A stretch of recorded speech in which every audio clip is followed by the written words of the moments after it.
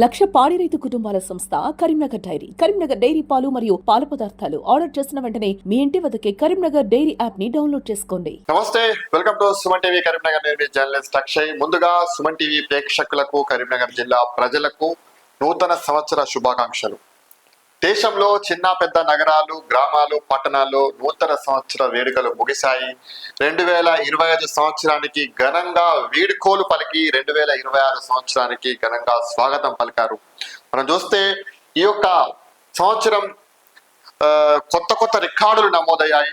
అందరూ అనుకున్నట్టుగా మద్యం రికార్డులు అనుకుంటారు, కాకపోతే మద్యం రికార్డులకు మించి ఈసారి బిర్యానీ రికార్డులు సృష్టించింది.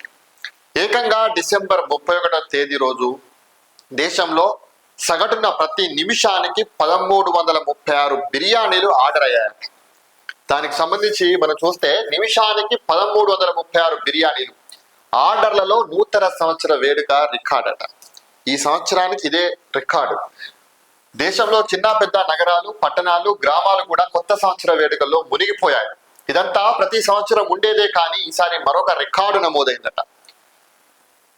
డిసెంబర్ 31న దేశంలో ప్రజలు నిమిషానికి 1336 బిర్యానీలు ఆర్డర్ చేశారు. ఆ రోజు సాయంత్రం నుంచే ఆర్డర్లు మొదలవ్వగా రాత్రి 7:30 గంటల సమయానికి 2,18,993 బిర్యానీలు ఆర్డర్ చేశారు. రాత్రి 8 గంటల సమయానికి నిమిషానికి 1336 ఆర్డర్లు నమోదయ్యాయట. Online food delivery app Swiggy యొక్క డేటాను ప్రకటించింది. ఇక భువనేశ్వర్కి చెందినటువంటి ఒక పార్టీ నిర్వాహకుడు ఏకంగా 16 కిలోల బిర్యానీని ఒకేసారి ఆర్డర్ చేశారని వెల్లడించింది. 2025 ఏడాది పొడవునా 930 లక్షల బిర్యానీలు ఆర్డర్ చేశారని, సగటున ప్రతి సెకనుకు 3.25 ఆర్డర్లు నమోదయ్యాయని స్విగ్గీ తెలిపింది. డిసెంబర్ 31తో పాటు సంవత్సరం మొత్తం ఆర్డర్ల లెక్కలు చూస్తే భారతీయులకు బిర్యానీపై ఎంత ఇష్టమో తెలిసిపోతుంది. ప్రధాన వంటకాల్లో బిర్యానీ ఏకఛత్రాధిపత్యం కొనసాగించగా ఆధునిక వంటకాల్లో పిజ్జా, బర్గర్లు పోటీ పడ్డాయి. 31న రాత్రి 8:30 గంటల కల్లా 2,18,000 పైగా పిజ్జాలు, 2,16,000 పైగా బర్గర్లు ఆర్డర్ల నమోదయ్యాయట. రాత్రే కొద్ది డెజర్ట్స్ వైపు మొగ్గు చూపారు. రసమలై, క్యారెట్ హల్వా, గులాబ్ జామీన్లు రాత్రి 10:30 గంటల సమయంలో టాప్ 5 ఆర్డర్లలో ఉన్నాయి. బెంగళూరుకు చెందినటువంటి ఒక కస్టమర్ ఒకే ఆర్డర్లో 100 బర్గర్లను ఆర్డర్ చేశారు. ఇక నాగ్పూర్కి చెందినటువంటి ఒక కస్టమర్ 31st రోజు ఒక్కరోజే 93 సార్లు ఫుడ్ ఆర్డర్ ఇచ్చారట. సూరత్ కి చెందినటువంటి మరొక ఫుడీ 22 వేర్వేరు రెస్టారెంట్ల నుంచి ఆర్డర్ చేశారంటే మనోళ్ళు ఎంత వెరైటీ కోరుకుంటున్నారో అర్థమవుతుంది. మొత్తంగా ఈ యొక్క ఏడాది నిమిషానికి సగటున 1336 బిర్యానీలు ఆర్డర్ అయ్యాయని చెప్పేసి స్విగ్గీ చాలా గొప్పగా చెప్తుంది ఈ నివేదికలు చూసి. కానీ ఈ యొక్క నివేదికలు చూసిన తర్వాత నిజంగా నాకు ఆశ్చర్యం అనిపిస్తుంది. మనం బిర్యానీ తింటున్నామా? మనం రెస్టారెంట్కి పోయి ఆహారం తింటున్నామా? అదే ఆహారం మనల్ని తింటుందా? అదే ఆహారం మనల్ని తింటుందా? బిర్యానీ సంగతి పక్కన పెడితే మన ఆరోగ్యం సంగతి ఏంటి? మొత్తంగా ఈ యొక్క రెస్టారెంట్లు మనుషుల్ని, ప్రజల్ని తమ యొక్క రెస్టారెంట్ ఫుడ్కి అడాప్ట్ చేస్తున్నాయి. ఒక 2 రోజులు 3 రోజులు వరుసగా తింటే 4వ రోజు 5వ రోజు ఖచ్చితంగా కావాలనిపిస్తుంది. మన మెదడు కూడా అదే చెప్తుంది. ఎందుకంత అడిక్ట్ అవుతున్నాం మన రెస్టారెంట్స్కి? ఒక 930 లక్షల బిర్యానీలట సగటున 2025 సంవత్సరానికి అన్ని బుక్ అయినాయట ఒక స్విగ్గీలోనే.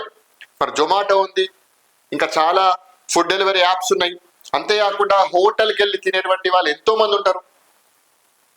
సో అట్లా అంటే మొత్తంగా బిర్యానీల తోటి బతికేస్తున్నారు ప్రజలు. మరి బిర్యానీలలో ఏం కలుపుతున్నారు? ఫుడ్ కలర్స్, మసాలాలు, ఆయిల్స్, టేస్టీ సాల్ట్స్, ఇవన్నీ రెస్టారెంట్స్కి అడక్ట్ కావాలని కలుపుతున్నారు. దానివల్ల అనేకమైనటువంటి ఆరోగ్య సమస్యలు వచ్చేటువంటి అవకాశం ఉంది. మరి దీని అన్నిటికీ కారణం ఎవరు? రెస్టారెంట్లా? రెస్టారెంట్ ఫుడ్కి అడక్ట్ కావడం వల్ల వీళ్ళ చాలా మంది ఆరోగ్య సమస్యలు ఎదుర్కొంటున్నారు. మొన్న జగద్గిరిగుట్ట పోలీస్ స్టేషన్ పరిధిలో ఇదే డిసెంబర్ 31st రోజు 16 మంది బిర్యానీ తిని ఆ యొక్క బిర్యానీ వికటించి ఫుడ్ పాయిజనింగ్ అయి హాస్పిటల్లో చేరితే ఒక వ్యక్తి చనిపోయాడు. మిగతా 15 మంది చావు బతుకుల మధ్యలో ఉన్నారు. కేవలం బిర్యానీ తిని. ఆల్కహాల్ కంటే, డ్రగ్స్ కంటే అత్యంత ప్రమాదకరంగా ఈ యొక్క రెస్టారెంట్ ఫుడ్ అనేది తయారైంది. వీళ్ళు కూడా కంప్లీట్ ఒక వరుసగా 4 రోజులు తింటే 5వ రోజు ఖచ్చితంగా మన మెదడు తినాలనిపిస్తుంది ఆ రెస్టారెంట్కి వెళ్ళి. వరుసగా మార్నింగ్ హోటల్కి వెళ్ళి ఒక టిఫిన్ సెంటర్లో తింటే అదే టిఫిన్ మళ్ళీ తినాలనిపిస్తుంది. అంత దరిద్రంగా ఈ యొక్క రెస్టారెంట్స్ బిహేవ్ చేస్తున్నాయి. ప్రజల ఆరోగ్యంతో ఆడుకుంటున్నాయి. ఏం లేదు, ప్రజల ఆరోగ్యంతో ఆడుకుంటున్నాయి. ఒకప్పుడు ఎందుకు లేవు ఇన్ని రోగాలు, ఎందుకు లేవు?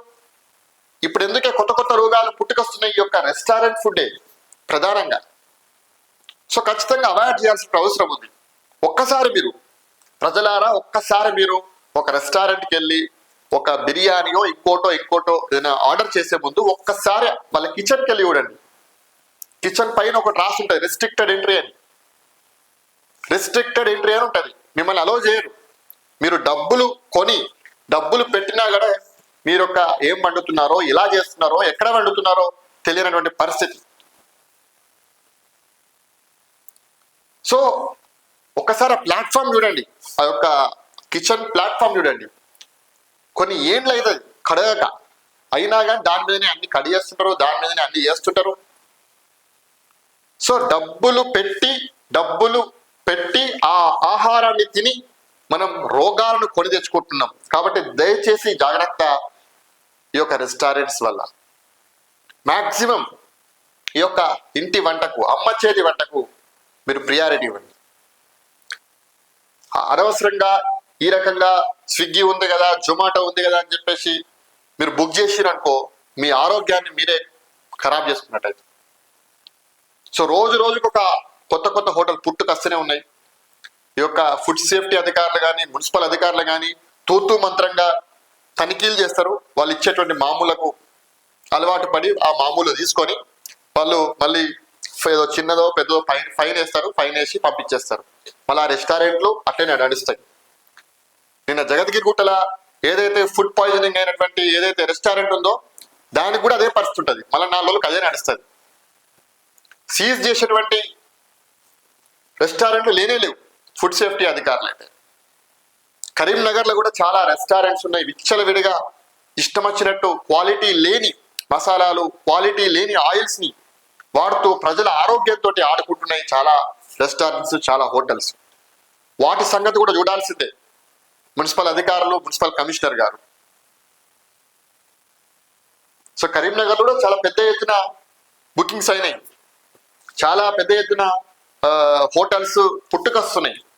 సో వాటి మీద కూడా కొంత దృష్టి సాధించాలి కలెక్టర్ గారు కానీ, మున్సిపల్ కమిషనర్ గారు కానీ. ఇష్టానుసారంగా ఏది పడితే అది వండి, ఏది పడితే అది పెడతా అంటే నడవది. సో క్వాలిటీ ఉన్నటువంటి హైజీనిక్ ఫుడ్ ఇచ్చేటువంటి ప్రయత్నం హోటల్స్ చేయాలి. లేకపోతే నడిపి అనవసరంగా వాళ్ళ ప్రజల ఆరోగ్యాలు ఖరాబ్ చేయడం.